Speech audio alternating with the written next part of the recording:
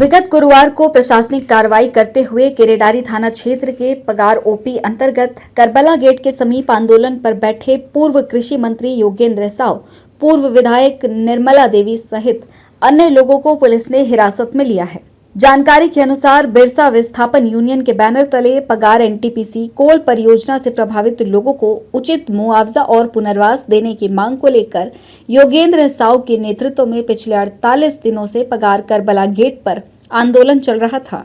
इस दौरान कई बार प्रशासनिक कार्रवाई के क्रम में आंदोलनकारियों और प्रशासन के बीच नोकझोंक भी हुई।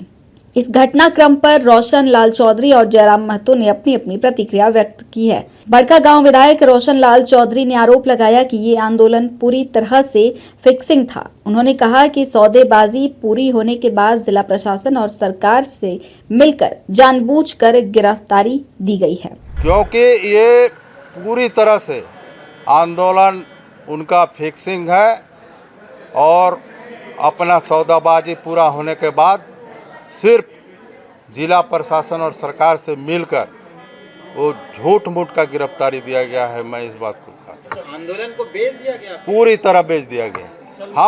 हम ये पूछना चाहते हैं, सरकार उनकी है, आज 45 दिन से भी अधिक से आंदोलन कर रहे हैं। सरकार ने त्रिपक्षीय वार्ता के लिए क्यों नहीं पहल किया? यदि मांग जायज़ है, यहाँ से कांग्रेस के द्वारा कमेटी का गठन किया गया था, उच्च पार्टी के द्वारा कमेटी भी नहीं गई। फोटो खिंचाने के लिए दिल्ली चले गए राहुल गांधी के पास। सरकार आपकी है, हम भी मांग करते हैं माननीय हेमंत सोरेन से कि आप जल्द से जल्द बड़कागांव विधानसभा से जितने भी विस्थापन की समस्या है उसको लेकर आप बैठक बुलाइए और वहाँ के विस्थापितों के जो हक है उसको दिलाने का काम करिए।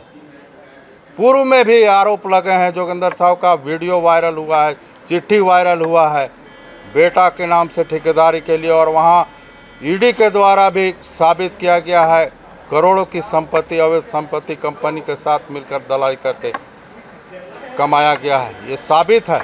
वहीं विधायक जयराम महतो ने कहा कि वर्तमान समय में शोषण का तरीका बदल गया है। जिस प्रकार आंदोलन को दबाया जा रहा है वो कहीं न कहीं ईस्ट इंडिया कंपनी की तर्ज पर दमनात्मक रवैये को दर्शाता है।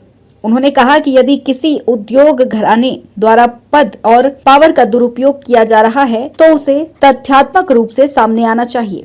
संवेदना व्यक्त करता हूं, एक जनप्रतिनिधि जो पूर्व में उनके मंत्री भी रह चुके हैं, वर्तमान में भी वह राष्ट्रीय पार्टी की एक अच्छे पद पर धारित है और उनके परिवार के साथ इस प्रकार की घटना अत्यंत चिंताजनक है कि लोकतांत्रिक व्यवस्था में कंपनी आज बिल्कुल ईस्ट इंडिया कंपनी और आज की कंपनियों में कोई विशेष अंतर नहीं दिख रहा है। बस तरीके बदले हैं, रूप बदले हैं, रंग बदले हैं, लेकिन शोषण का तरीका आज भी वो जारी है। एक जनप्रतिनिधि के साथ अगर ऐसा हो सकता है तो सोच सकते हैं आम व्यक्ति के साथ इस राज्य में क्या हो रहा है। और ये सच्चाई है, जहाँ जहाँ विस्थापन की समस्या है और जहाँ जहाँ लोग अपनी ज़मीन ना देने के पक्ष में हैं, ज़मीन अधिग्रहण के खिलाफ हैं, वहाँ उनके साथ इसी प्रकार के पुलिसिया दमन और जुल्म किया जा रहा है। इस पर राज्य सरकार को एक विशेष टीम गठित करते हुए कहीं ना कहीं उचित कार्रवाई करनी चाहिए, रैयतों के उनकी समस्याओं को सुननी चाहिए। कुछ दिन पहले तो एक घटना घटी थी जिसमें जिला प्रशासन, माने शर्म कहिए या हंसिए या फिर क्या कहिए, जिला प्रशासन चतरा से, गिरिडीह से, अन्य क्षेत्रों से लोगों को बस में लाई थी जन सुनवाई करने के लिए कि हाँ बड़कागांव में जन सुनवाई हो रही है। फिर क्या हुआ, वहाँ के जो ओरिजिनल रैयत थे वो वहाँ सामने गए और बहुत मारपीट हुआ था। एक मैंने साधारण मैंने कह सकते हैं, ये साधारण घटना नहीं कह सकते हैं कि जिला प्रशासन इस प्रकार का कोऑपरेट कर रही है, जो कि चिंता का विषय है। मुझे लगता है कि राज्य सरकार को सबसे पहले अगर किसी विषय पर बैठकर समाधान करना चाहिए तो राज्य में विस्थापित की समस्या का समाधान करना चाहिए।